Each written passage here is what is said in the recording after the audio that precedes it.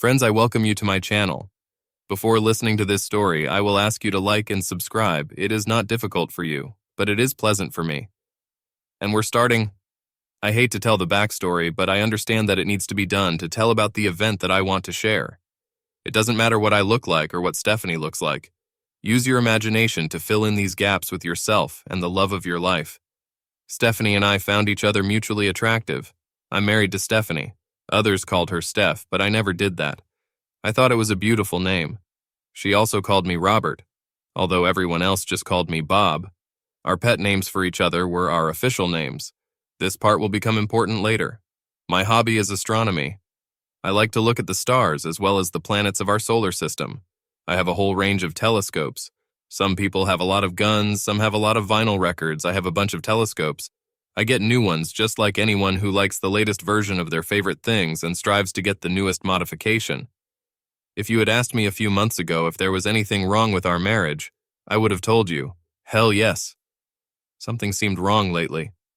Stephanie and I were married for 3 years. We discussed the right time to have children. We had a wonderful moment when we both decided it was time.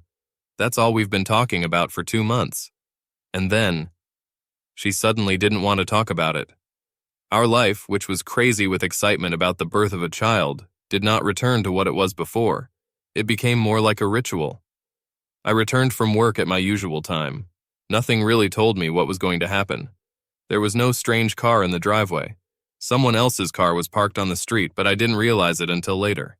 I went in to see my wife and a man I had never seen before on our couch. Normally I would call it a sofa, but what I've seen is the reason I'm describing it differently. They were sitting together, holding hands. It was unusual. Stephanie used to let me know when someone came to visit us. I was hoping it was some distant relative I'd never met. "Hi, honey, will anyone join us for dinner tonight?" Stephanie said. "Robert, please have a seat. I need to tell you something." I sat down in the armchair opposite the sofa. It was weird, but I didn't realize that it wasn't the only weird thing I'd have to deal with. Not before Stephanie spoke again. Nigel and I fell in love with each other. Good. This eliminated all doubts. I was silent for a moment, thinking about it. While I was doing this, she looked at the strange man. She was looking at him the same way she used to look at me.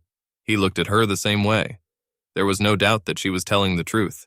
I only had one question, so I asked him, "Who the hell is Nigel?"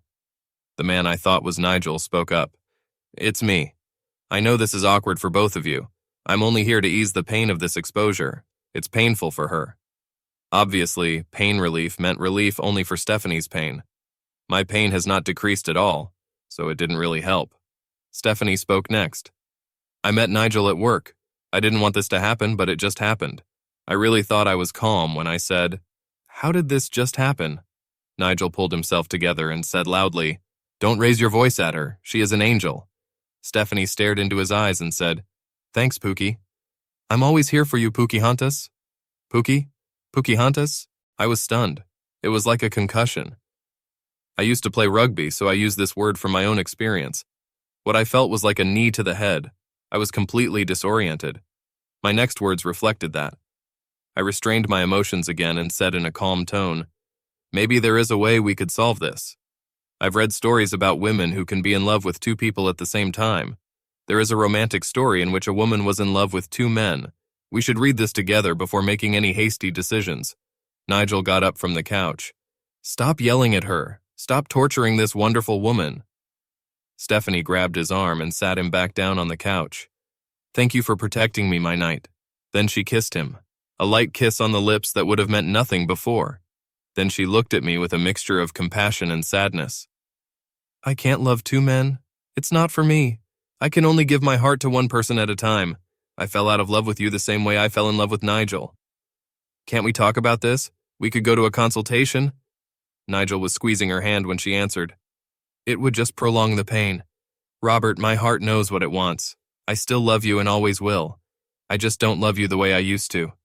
Breaking up a relationship would be the easiest way for both of us. But we were planning to have children just a few months ago. I don't understand." Stephanie looked at me with all the compassion in the world. "That's why I had to do it. I want children to be conceived in love." Nigel spoke again. "They will be our favorite babies." "Oh, Pookie, she replied. Then they gently rubbed their noses against each other. I really didn't think they could have done anything more disgusting if they had tried. I was about to speak when Stephanie looked at me and spoke first. Robert, I know this is hard, and thank you for being so supportive during what I know is a painful moment for you. I'll be back later to pick up my things, and I really hope we can talk as friends. I was still wondering how my calm demeanor was somehow interpreted as supportive, while they both got up and left. I certainly didn't support any of this. I guess they said what they had rehearsed beforehand. Nigel got into his car, and she got into hers. Of course, it was practical since she needed to take her car. However, I don't think I could stand to see them leave in the same car together. I've always thought that I have a very good memory. That night it was more like a curse. I've been going over in my head everything Stephanie has said to me over the last 6 months. I've never heard of Nigel. I had no idea who he was. She fell in love with someone else and had an affair, and I never had the slightest idea about it. How could I have missed it? Of course, there were signs, which I mentioned earlier, that something was wrong. Now I could put all these things in context. She has completely disconnected me from her bed in the last 3 weeks. I came to the conclusion that it was around the time when she and Nigel fulfilled their mutual desire. She said she can only have one love at a time. That's when she probably gave him her heart and body. I was still trying to make sense of everything when I got a call from the hospital. Stephanie got into another car accident. Yes, another one. Stephanie was always too impatient.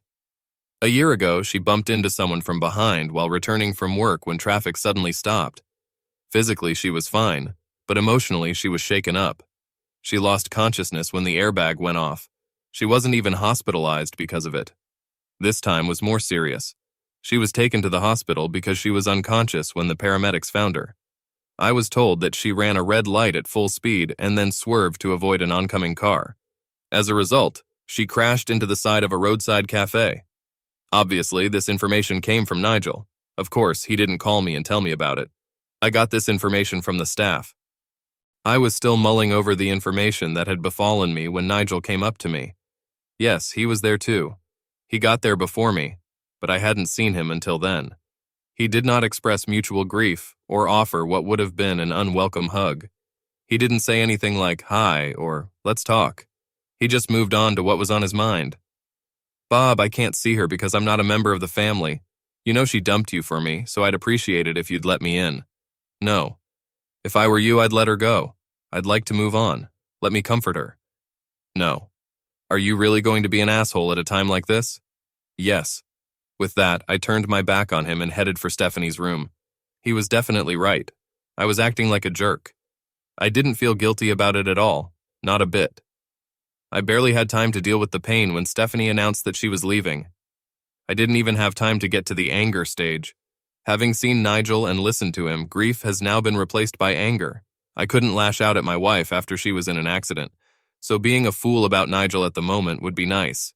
I needed answers, and I hoped I would get them. Until I've done that, the Pookie won't get close to her. The fact that he felt pain was like a balm to me at that moment. Dr. Belair intercepted me. He looked like a wise and experienced doctor. His gray hair comforted me with the fact that he was a source of knowledge. He told me that my wife probably had amnesia, judging by what he was able to tell me. Otherwise, she was physically fine, just like in the previous traffic accident. But with the head, however, this time it was different. With the exception of soap operas, I had no idea what it really meant. What I learned from the TV was that I had to hit her on the head again to bring back her memories. I soon realized that soap operas should not be considered as a source of medical knowledge. Dr. Belair looked very much like a doctor when he explained this to me. She has retrograde amnesia. I didn't know there were different types. There is also a version called anterograde amnesia. People who have it can't create new memories. Have you ever seen a movie called 50 First Dates? Yes. In fact, this is a criminally underrated Adam Sandler film. All Adam Sandler films are underrated. Well, let's keep our opinions to ourselves. There was no point in angering him after all. He was her doctor. So, if she doesn't have this kind of amnesia, then what kind of amnesia does my wife have? He's one of the species that everyone is most familiar with. She can't remember anything after a certain point. She will still create new memories. Is it forever? It rarely happens that way. Usually the memories come back. It is extremely rare that they never remember it again. How long will it take for her memory to return? It happens in different ways. It could happen this week. It may take a year. It may take even longer. So at any moment she can just suddenly remember everything? It's quite possible. It may also happen that she starts remembering certain things, but not everything. She gradually remembers more and more things. So what you're saying is that you really have no idea what's going to happen. That's exactly what I'm saying. Besides, you have to give Mama's Boy another chance. Adam Sandler is a comedic genius. I'll do that. Obviously, anyone can become a doctor these days. So much for the belief in gray hair. They let me in to see my wife. She was alert, as well as confused. Robert, what happened? The doctors tell me that I just had an accident. I grabbed her outstretched hand and she squeezed mine. I squeezed out a reply. What's the last thing you remember? I was coming home from the office. The car stopped in front of me, but I didn't hit the brakes in time. Her memories seemed to return to the accident that happened a year ago. Before that. That was before Nigel, as far as I understood. It was also interesting to me that her memories returned to another accident. Did she have any serious injury then that the doctors didn't find? Or was it a coincidence? These thoughts should have been discussed with the doctors another time. Or not. I was busy with something else right now. Stephanie, you had another accident the day you left me. Did I leave you? Why would I do that at all? You told me you were in love with Nigel. Nigel? Who the hell is this Nigel? He's someone you know from work. I do not know anyone from work named Nigel. It was interesting. Either Nigel was new there or she lied to me about how they met. Listen, I don't want to worry you. We can talk about this another time. You can't just not talk about it. My first thought was, that's exactly what you did to me. There was no point in saying that or going out to spite her for something she didn't remember. I chose the long way, however, with difficulty. I told her the whole story the same way I heard it from her. She interrupted me several times and came close to accusing me of lying. She seemed unable to comprehend any of what I was saying. Once again, that's exactly what I felt when she and Nigel confessed their mutual love to me earlier that day. It was full of questions that I couldn't help but answer. For example, did you cheat on me? No, Stephanie, I've never done this, and I never will. Did you beat me up or something? The same answer as last time. Then why would I do it for no reason? I kissed her hand. Stephanie, just come to your senses. We have time to talk about it. I'm glad you're okay. Stephanie was kept in the hospital for several days while doctors performed tests. I was there every day after work. So is Nigel. Every time I walked in, he'd say something like, Bob, can we talk? No. Bob, you know that. No. In the end, Stephanie was allowed to return home. We were both informed of what to expect. Stephanie was fine both mentally and physically. Her memories will most likely come back, perhaps slowly, perhaps all at once. I've heard this before. She had heard it before. At that moment, Stephanie just wanted to go home. I wanted that too. So we nodded, agreed, and signed all the forms without reading them, just to get the hell out of there. While we were nodding and signing, Dr. Belair mentioned that she could go to work, but her lack of memory might make it difficult to perform her duties. He suggested that she might want to find another job in a similar field. I just said, Thank you, Dr. Belair, for everything you've done. We want to go home now. 5 minutes later, we did so. That night, we slept comfortably in each other's arms. I didn't want to let her go. It was like a piece had been ripped out of me, which was suddenly restored. I never wanted to lose him again. I've been sleeping better since this all started. When I woke up, we were still entwined. Although it became easier for me to breathe when my beloved was safe under our roof again, this does not mean that I felt completely calm. From what Dr. Belair had said, it appeared that this situation could change at any time. I wasn't sure how big the window was in which I had to find a permanent solution, but now I had a second chance, and I wasn't going to just waste it doing nothing while the clock was ticking. Of course, deep philosophical questions had to be considered. For example, if Stephanie was able to stop loving me so quickly one day, did I really want her to come back? Things like, should I look a gift horse in the mouth? I've never really been into philosophy. So I ignored these thoughts and focused on the task in front of me. I needed to get Nigel off the stage before I could come up with anything else. This problem was quite complicated. Stephanie wouldn't even think of quitting her job. She loved her job. She was good at it. She called her boss and explained the situation with her memory. Her boss was sympathetic and welcomed her back. She told her that she would succeed. I kind of supported her coming back, but I still didn't know anything about Nigel. A lot of changes start at work. From what little I knew, it was the same situation here. It would definitely be a problem if he really was someone she worked with. If Nigel had been her colleague, she would have run into him again. If that was the case, there was a possibility that he would enter her heart again. She went back to work despite my excuses. She seemed to be honest with me about how they met. Nigel was indeed a colleague. Stephanie told me she got a nice welcome. Everyone seemed to want to do their best to help her. They were all informed about her memory loss. Only one person made her feel uncomfortable: Nigel. His way of welcoming her back was different. He continued to want to talk to her alone and continued to violate her physical boundaries, which was uncomfortable from a colleague, let alone a stranger. She got a lot of hugs, but Nigel was the only one who sniffed her hair. Stephanie told me that she drew the boundaries very quickly. He didn't seem to heed the warning. He wanted to take her hand or hug her all the time. All this only made Stephanie angry. The company where she worked had no policy of rejecting relationships between coworkers. Fortunately for me, he did have a strict policy of sexual harassment. I understand what I said. Fortunately for me. I still wasn't ready to think. Lucky for us. Not yet. Nigel was called to a human resources meeting, given the company's usual lecture on politics, and told that he needed to stop and abstain. He was also reprimanded by his boss and told that he needed to stop harassing Stephanie. Nigel didn't stop. The first thing he did after he was warned was to appear in front of Stephanie in front of many witnesses. Instead of speaking, he grabbed her and started kissing her. I assumed he expected muscle memory or something like that to lead to her kissing him back, rather than the subsequent slap and kick in the groin. Nigel was fired for a good reason. That didn't stop him from trying to see her. He showed up in the parking lot at work.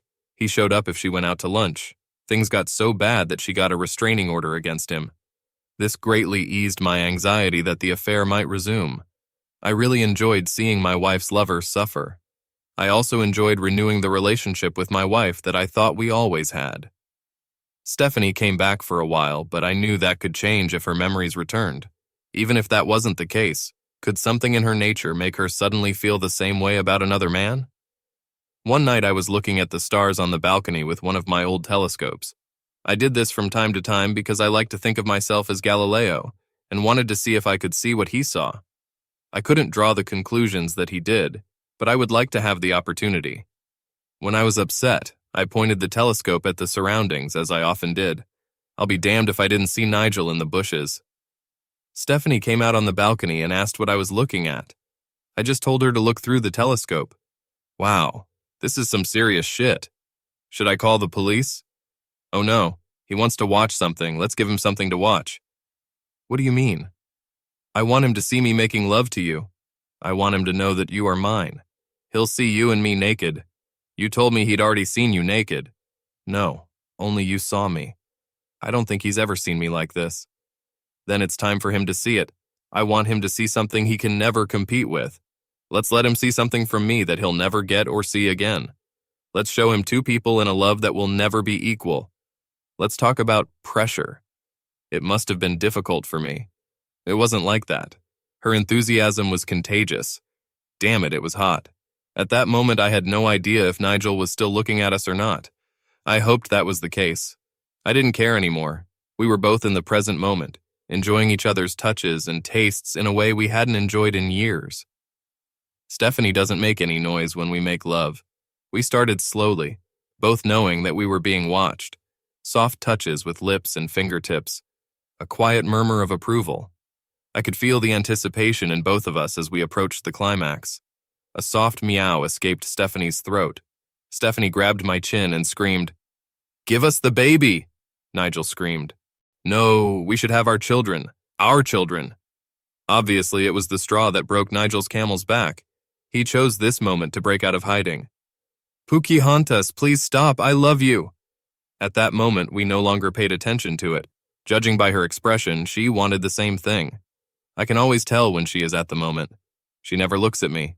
Her eyes look anywhere but at me.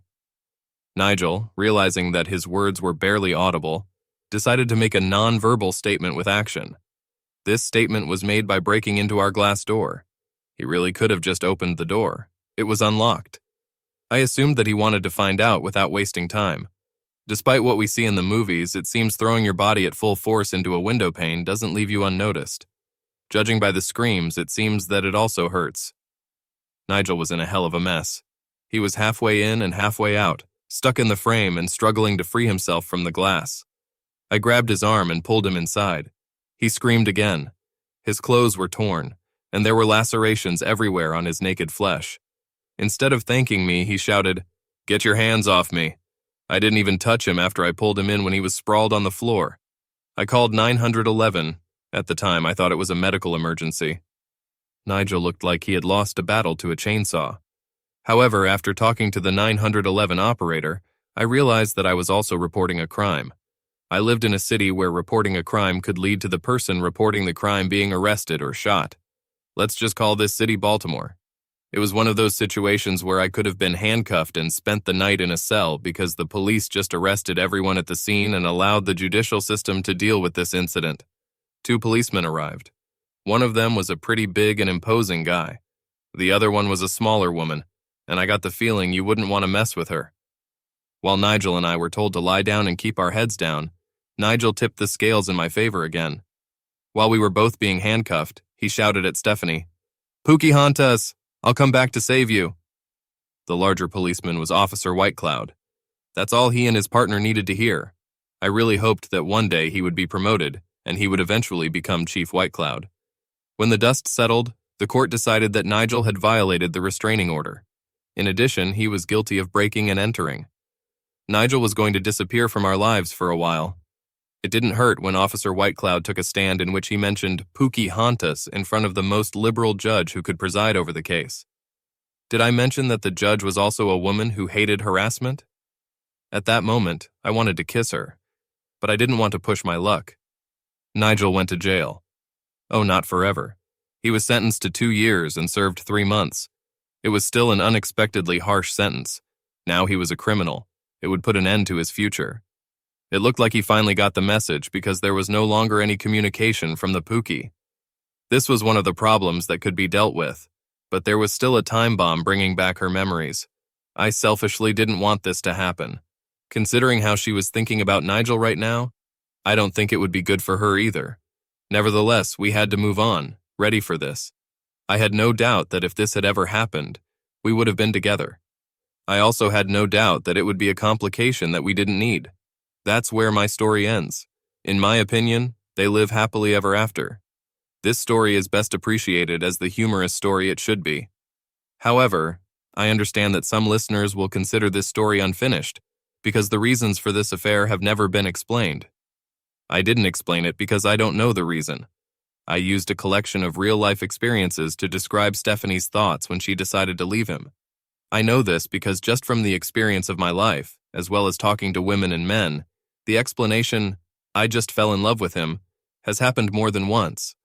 If anyone finds this story incomplete, I already know in my mind what will happen if she regains her memories. It will still be a happy ending that will include therapy, counseling, and arguments.